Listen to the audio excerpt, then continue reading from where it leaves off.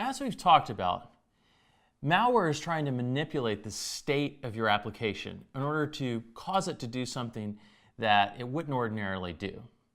So malware has the problem, though, that the process boundaries are preventing the malware from directly going and modifying your state in memory, or the file system permissions are preventing the malware from directly accessing state that you've stored on disk. So one of the things that malware does often to try to manipulate the state of your application and get access to it is it relies on an entity that always has access to your application and most of its state, and that's the user. And so what a common attack that malware will use is to try to trick the user into doing something that will manipulate the state of your app.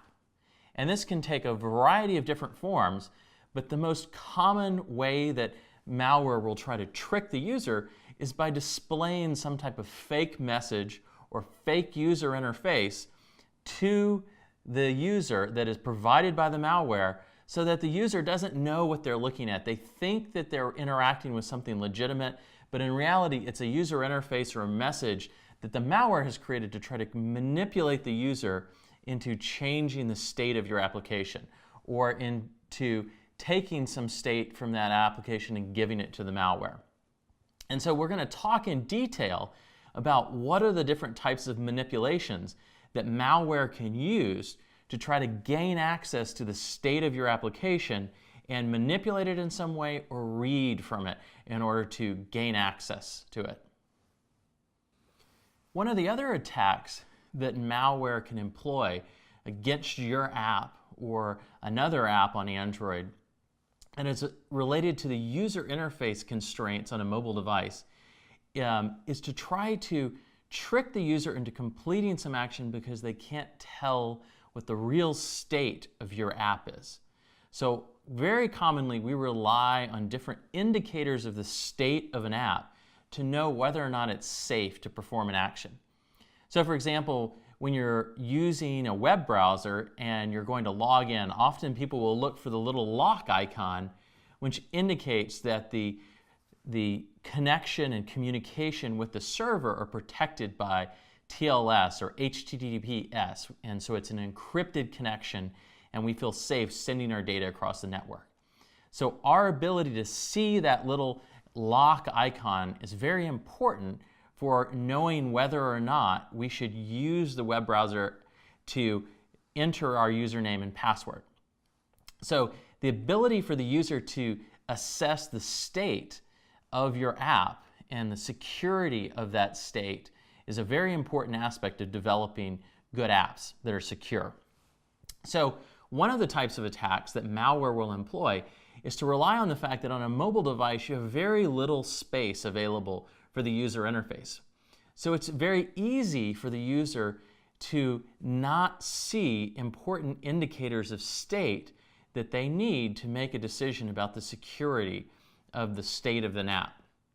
So for example, let's say that we have an app and it's going to display the login screen for Coursera. And in order to display that login screen, it's going to use a web view to directly display the web page that's normally the Coursera login screen.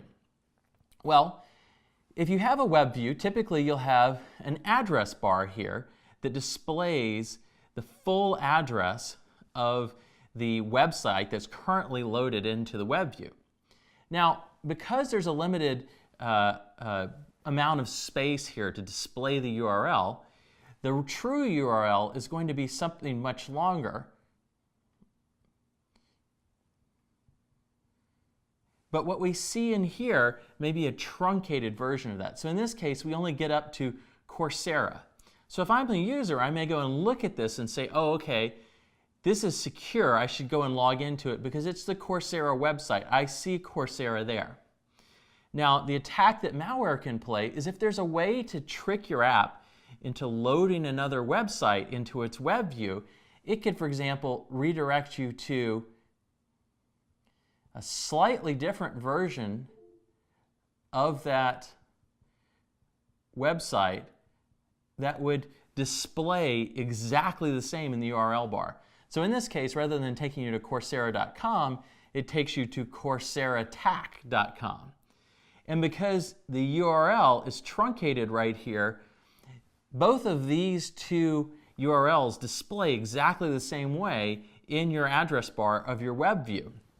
And unless the user takes the time to actually click on that address bar and try to scroll through and look at every character of that URL,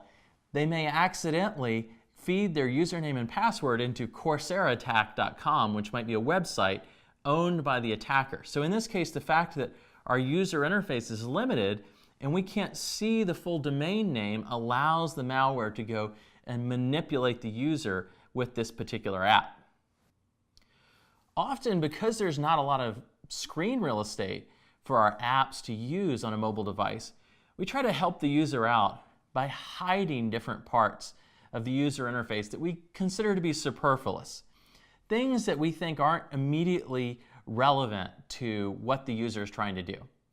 So unfortunately, a common way that we might try to add screen real estate with a web view is to just remove completely the address bar so that the user just gets a full screen experience with that one web page that we're expecting to be displayed. Now the problem with this is, if malware is able to go and change or inject a URL into our web view, for example, let's say our app accepts intents that can cause it to perform different actions, and one of those happens to be loading something into a web view, it's possible that the malware can manipulate the URL that we go to, and because we go to a different URL and we've hidden the address bar, there's no way for our app to realize that the user is going to be fooled, because the user is going to go and look at this and they're going to say, hey, I am at the username and password login page that I normally see for Coursera, because they can fake the look and feel of the website that they redirect you to. But because they can't see this address bar up here, they don't know that they've actually gone somewhere else. So it's really important when we're designing user interfaces to realize that although we have constraints on the screen real estate that's available to us on a mobile device and other aspects of our interface with the user, it's really important that we think through our decisions about what state we show the user, so we don't hide state that they need in order to make relevant security decisions. So for example, if we're hiding the address of a web view that we're displaying, and there is the potential that the URL being fed into that web view could be changed, it's really important that we have some other way of indicating to the user if they are at the web page that they think they're at. Either we have to show them the URL, or we have to display an error of some type if that web view goes to another page. It's very important to display state relevant to security decisions that the user might make. And even though we have a limited real estate, not to hide things that are important for the user to make those security decisions that they need to make.